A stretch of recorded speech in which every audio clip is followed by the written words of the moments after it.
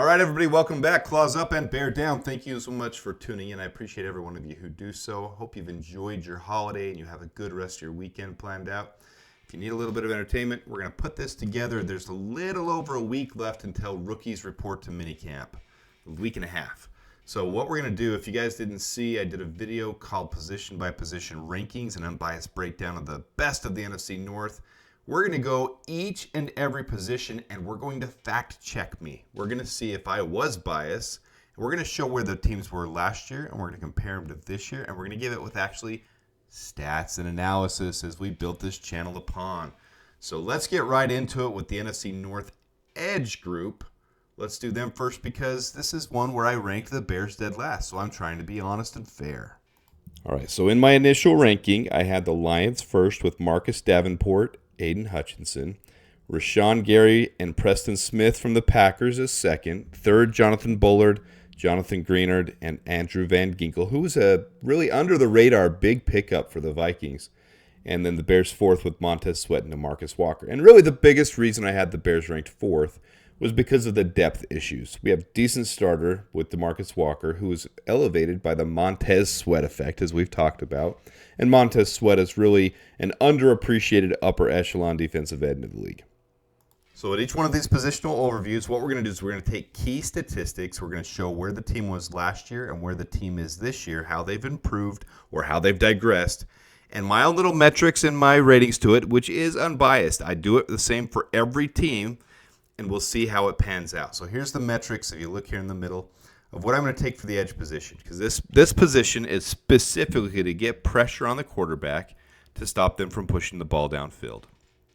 For that, we're going to say their win percentage. Percentage of wins versus blocking on non-penalty pass rush snaps.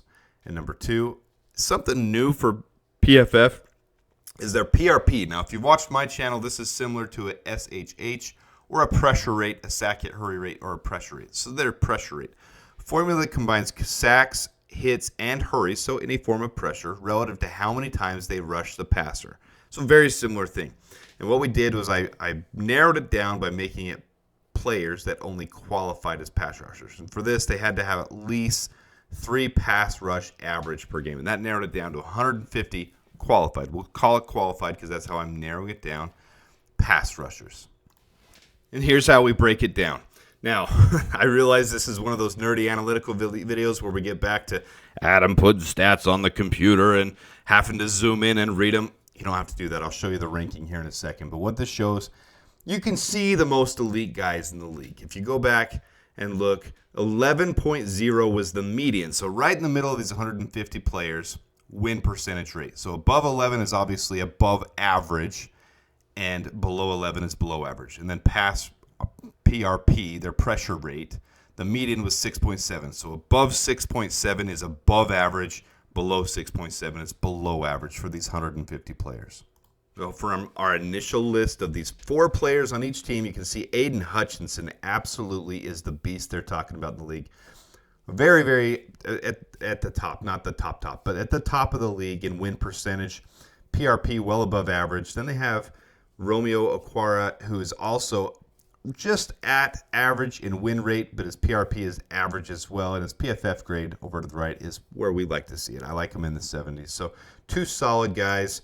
Last year, this is last year's team, so look at the top 2023, and you see the asterisk. There's the players that aren't on the teams anymore. So you can see the Packers stayed the same. That's a good thing for them. Consistency is a good thing. The Lions, Charles Harris is gone, and also Romeo Okwara's brother, or is it his cousin? No, sorry, I remember this. They were brothers on the same team, and Julian is now not on the Lions. I don't remember where he went, but that's not the point of the video. But he was a decent option, 5th option as well for the Lions. Preston Smith for the Packers, you can see, is just above average, but Rashawn Gary is well above average. Great player in Rashawn Gary. For the Vikings, all 3 out of the 4 main guys on their team are gone. And really, Pat Jones wasn't really anything special. But they did replace them with some very good players. Marcus Davenport actually went to the Lions. I'll show that on the next slide. DJ Wanham is gone as well, and Danielle Hunter. So they lost some good players in the Vikings, and that's really going to impact them. Danielle Hunter especially. 15.7 win rate, 8.2 PRP.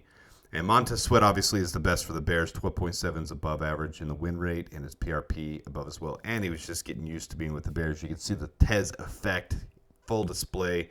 It's only going to gain and improve, and DeMarcus Walker played much better with it. You can see just below average on all those things with DeMarcus Walker over the course of the entire season, but we've shown on this channel that once Sweat came over, DeMarcus Walker played well above average. So all things in perspective, but Yannick Ngakoue and Rasheem Green both gone, and for good reason. Those still hanging on to the Yannick Ngakoue narrative. I mean, just look, he was among the worst in the league, guys. I mean, in both categories, 5% win rate, 5% pressure rate, and a PFF grade below 50 is absolutely terrible. So where did they all rank? I'm not going to go into the full formula and everything, but you can see on the left, there's my grading for the teams within the division. The Lions did end up truly being number 1, Packers number 2, Vikings number 3, and the Bears number 4. And really, the Bears' biggest issue was the depth. We'll see if that can get addressed this year. So Lions ranked number 1, Packers 2, Vikings 3, Bears 4. Well, does that relate to 2024? This is the part that you guys tune in for. This is what you want to see. How did it end up panning out? Well, and here's the changes, and I am already spoiling it. I do move the Bears above the Vikings. I was probably trying to be a little bit too honest. But the thing that you can't consider in these videos is Austin Booker and Dallas Turner. They're both rookies, but Dallas Turner is obviously a much higher prospect than Austin Booker. But Austin Booker has a lot of really good things about his prospect and him being a rookie, even compared to Max Crosby. So we'll see if that pans out. But on the Lions, you can see they added Marcus Davenport, which is a positive upgrade for them. The Vikings replaced 3 players, but they have, Jonathan Bullard was on the team last year, but just didn't play a lot, and you can see not very good numbers when he did. Jonathan Greenard, slight improvement, and Andrew Van Ginkel is a big improvement. So based off of this, they are improving. Dallas Turner is a huge improvement, so I can see them rising the rankings through the season. But as far as the offseason, look at Jacob Martin there for the Bears. Only 107 snaps last year for the Colts. I've shown him a couple times on this channel, but look at his win percentage, 17.3. And his pressure rate is right there with Montez Sweat, and his PFF grade is right there as well. Now I realize it's much more limited snap count, and he's really going to be expected to be the fourth-ish option for the Bears. So his snap count should be somewhere more in you see the Josh Paschal, 258. You see Kingsley and Igbare for the Packers, 207. Really that kind of role for the Bears, even a Jonathan Bullard role, maybe even more, but he's going to have the same production. Let's see if he can make opportunity of that with the Bears, because there is going to be opportunity there, but this was a very under-the-radar, high-value signing. His big knock is his tackling. Like Yannick Ngakoue, needs a little bit of work. He doesn't contain as well. But if you look up top, there's the Bears players from last year. I'm throwing him in there. He wasn't a Bears player, but you see how he compares to everyone else. And I don't have Yannick on here, guys that we potentially would have kept. But his sack hit hurry rate was 7.64, so 1 between every 7.64 plays, which was actually better than Montez Sweat. You can see his missed tackle percentage is down, and his run defense is down because of it. But his pass rush is very up. So that could be potentially huge for the Bears, and Jacob Martin has absolutely gone under the radar. I don't completely understand it. It's mostly because of lack of opportunity. You can see down below 2023, 192 total snap count, 107 in the pass rush. The year before with Denver and New York Jets, 261 total snap count. But the year before with Houston, I've shown some highlight reel of it. I mean, he is explosive. He's got a better first step to me than Yannick Ngakoue, and better inside moves, which sometimes can come at a cost. But I think with Eric Washington, it's a huge opportunity for him to refine his game a little bit here in the 7th year in the league. He's still not that old. So go and look at how it pans out for that. It does move the Bears just ahead of the Vikings with all the changes. The Vikings do have some quality players and Dallas Turner. So as the season goes along, I can update these things and show how teams are competing. But for the first series of this, we're going to do one every single day up until the rookies report back to camp. Every single day I'm going to do one of these. Tomorrow I'll be doing the wide receiver position. But for this, the Bears do move up. They're 3rd in my rankings. They've changed my mind. because I put pen to paper and because I'm a statistical guy. I want to see how it looks. And Jacob Martin really is more of an impact player than people are giving the Bears credit for. Austin Booker as a rookie doesn't count. Dallas Turner doesn't count. But that's the edge where the Vikings have.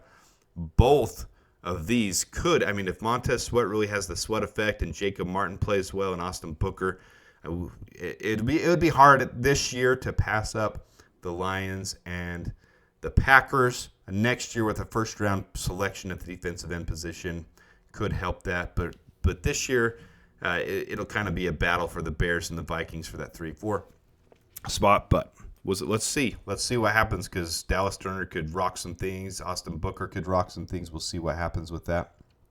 While finishing this video up, I did put a little short out.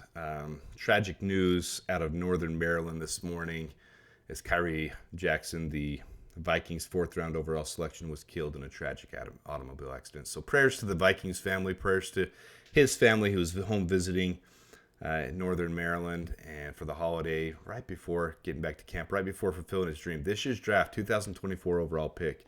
Tragic news. So with that, hope you guys enjoyed the fact-checking of the edge position overall rankings. We'll have the wide receivers out tomorrow. Enjoy the rest of your weekend, and until next time, claws up and bear down.